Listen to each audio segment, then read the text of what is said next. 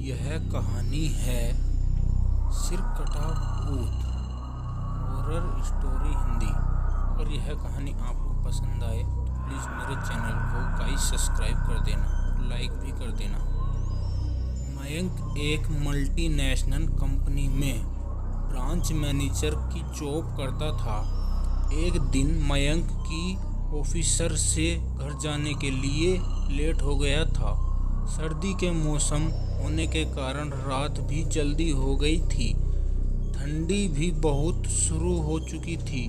रास्ते में चलते चलते मयंक को अचानक एक आवाज़ सुनाई दी, रुक जाओ। मयंक वहीं पर ही रुक गया और पीछे मुड़कर देखा, लेकिन पीछे कोई भी नहीं था। फिर से वही आवाज़ सुनाई दी, सामने देखो। जैसे ही मयंक ने सामने देखा तो उसे ज़मीन पर कुछ चमकती हुई चीज़ दिखाई दी। मयंक दौड़ के उस चीज़ के पास गया और देखा तो यह कोई साधारण चीज़ नहीं थी, बल्कि एक चमकता हुआ हीरा था। उसने वह हीरा अपने हाथों में लिया।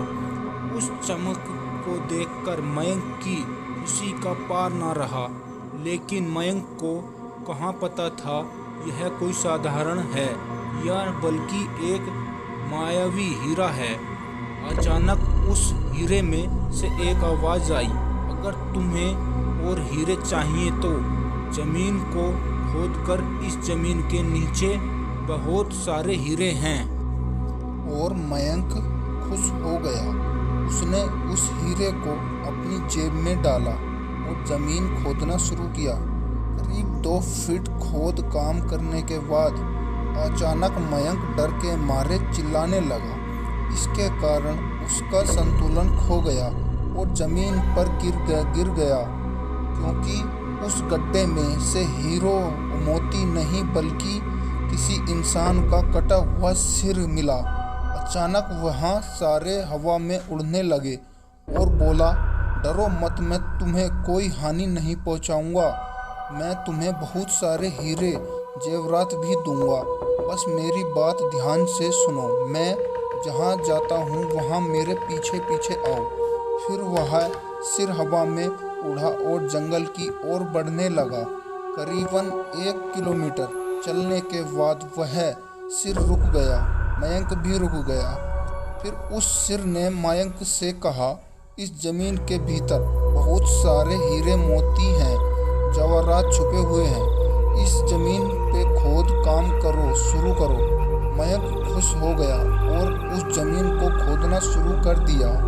खोदते खोदते उस जमीन के नीचे हीरे मोती तो नहीं मिले, बल्कि उस सिर का कटा हुआ धड़ मिला। उसने सिर से कहा, अब तुम्हें एक आखिरी काम करना है, उसके बाद मैं तुम्हें माला माल कर दूंगा। तुम्हें कहीं से भी 1 लोटा खून लाना होगा। मयंक ने बोला, 1 लोटा खून? और मैं 1 लोटा खून कहाँ से लाऊंगा? उस सिर ने कहा, चलो मेरे साथ। वो डरावना चेहरा मयंक के साथ लेकर थोड़ी दूर पे गया। वहाँ उसे इस इंसान को जाते हुए देखा। वो सिर बोला, इस इंसान को मार कर उसका खून ले आओ। मयंक डर गया और बोला, नहीं नहीं, यह मुझसे नहीं होगा, मैं यह नहीं कर सकता। अगर तुमने यह काम नहीं किया तो मैं तुम्हें बहुत बड़ी मुसीबत में डाल दूंगा, फिर तुम्हारी पूरी ज़िंदगी नर्क बन जाएगी। मयंक ने हाथ जोड़कर उससे कहा, मुझे माफ़ कर दो। अगर मैंने उसे मारा तो मुझे पुलिस गिरफ्तार कर देगी और मुझे जेल जाना पड़ेगा। उस सिर ने अपने तंत्र मंत्र की शक्ति से वो एक छुरी और लोटा प्रकट किया और गुस्से से बोला, अगर तुम मेरा यह काम नहीं करोगे तो मैं तुम्हारे पूरे परिवार को मौत के घाट उतार दूंगा। मयंक ने मजबूरी में आकर उस आदमी को मार डाला और उसका खून लेकर उस सिर के पास आ गया। वो सिर खून को देखकर बहुत खुश हुआ और बोला, यह खून मेरे सिर पे डाल दो। और उस सिर के कहने पर मयंक ने सिर पे डाल दिया। फिर कुछ ही देर में वो कटा हुआ सिर उस शरीर के पे जुड़ गया। यह सब देखकर मयंक की हालत अब खराब होने लगी। वो उस भूत को देखकर काफी डर गया। जैसे ही वो भूत जिंदा हुआ तो जोर जोर से हंसने लगा और डरावनी आवाज में बोला, तुमने बहुत बड़ी गलती कर दी कि तुम मुझे फिर से जिंदा कर दिया। अब मैं सिर्फ तुम्हें ही नहीं बल्कि इस पूरे शहर को मौत के गाढ़ उतार दूंगा। डर के मारे मयंक के मुंह से आवाज भी नहीं निकली रही थी। वो अपने जान बचाने के लिए वहां से दौड़कर, लेकिन उस भूत ने छलांग लगाकर मयंक को जमीन पे गिरा दिया और बोला, मुझे बहुत भूख लगी है, अब मैं तुम्हारा मांस खाऊंगा।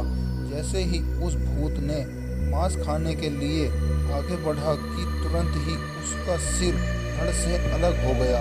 मयंक समझ नहीं पाया कि आखिर यह चमत्कार हुआ कैसे। जब मयंक ने पीछे मुड़कर देखा तो एक अघोरी बाबा खड़े थे। उस अघोरी बाबा ने कहा, जब तुम उस आदमी को मारकर उसका खून ले जा रहे थे तभी मैंने देख लिया था और समझ गया कि कुछ तो बुरा होने वाला है।